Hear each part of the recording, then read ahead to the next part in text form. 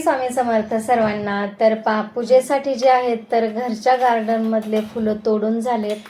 Garden म्हणजे माझ्याकडे काही लय मोठं म्हणजे जागा नाही आहे, स्पेस नाही आहे एवढा की मी म्हणजे फुलाचे झाड असे भरपूर लावू पाईन। परंतु टेरेसवरती जे आहे तर थोडेसे आपले बकेटमध्ये जे आहे ना आपले कलरच्या बकेट असतात, तर त्या बकेटमध्ये मी थोडेसे मोगऱ्याचे आणि जास्वंदी गुलाबाचे झाडे लावलेले। तर त्यालाच पूजेसाठी आहे तर डेली आपले थोडे थोडे फुलं निघत असतात।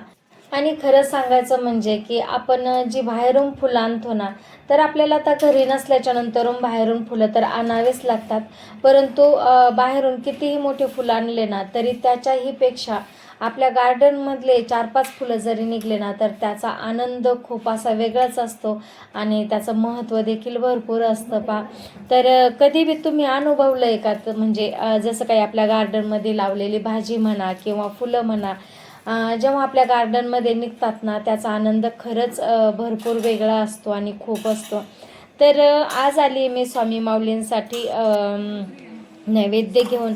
झालं असं की म्हणजे संडेचा दिवस होता आणि संडेच्या दिवशी काय झालं, मी आपलं रेग्युलर काम आवरून थोडीशी घरातलीच एक्स्ट्राची कामं करत होते। तर तेवढ्यात मला चांगला 11:30-12 वाजले असतील। त्यावेळेला मग फोन आला ताईंचा की ताई तुम्ही आज स्वामींसाठी संध्याकाळी नैवेद्य बनाल का?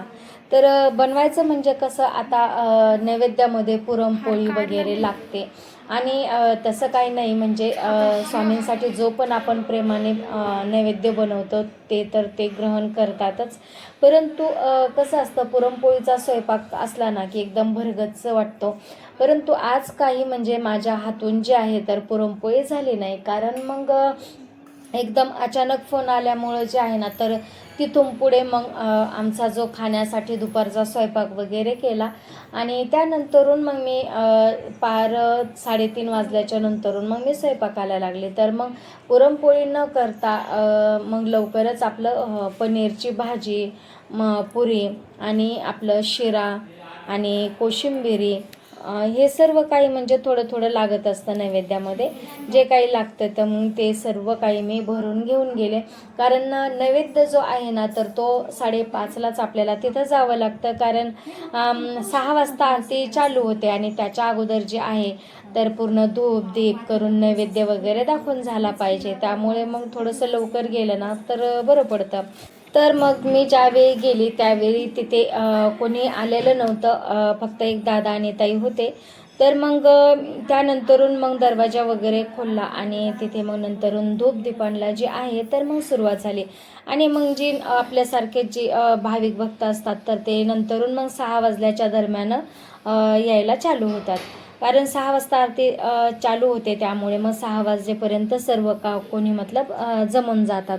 मग सर्व काही आम्ही धूप दीपची तयारी केली, नैवेद्य वगैरे दाखवला आणि त्यानंतरून जे आहे तर मग 6 वाजता आरती स्टार्ट झाली।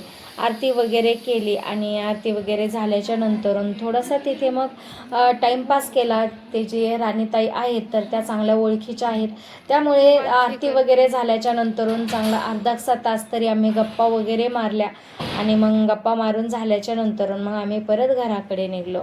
तर असं अधूनमधून जे आहे ना तर स्वामींचा प्रसाद करण्यासाठी आपल्याला जर मौका भेटला तर खूपच मनाला प्रसन्न वाटतं आणि खूप म्हणजे एक मनाला ऊर्जा मिळते एक वेगळाच आनंद म्हणजे आपल्याला वाटत असतो। आणि तसं पाहिलं ना तर म्हणजे सकाळी आणि संध्याकाळचे जे आहे मी जो पण आपल्या घरामध्ये स्वयंपाक वगैरे जो आपण बनवतो, जो आपल्याला खायचा असतो, त्या स्वयंपाकामधूनच म्हणजे अगोदर देवाला नैवेद्य ठेवत असते आणि नंतरूनच मग आम्ही जेवायला बसत असतो। तर कुणाकुणाची सवय अशीच आहे तर नक्कीच कमेंट्सद्वारे नक्कीच सांगा आणि आजचा व्हिडिओ जर आवडला तर नक्कीच व्हिडिओला लाईक शेअर करा। चला तर मग भेटूया अशाच नवीन एका व्हिडिओसोबत। तोपर्यंत तुम्हा सर्वांना श्री स्वामी समर्थ।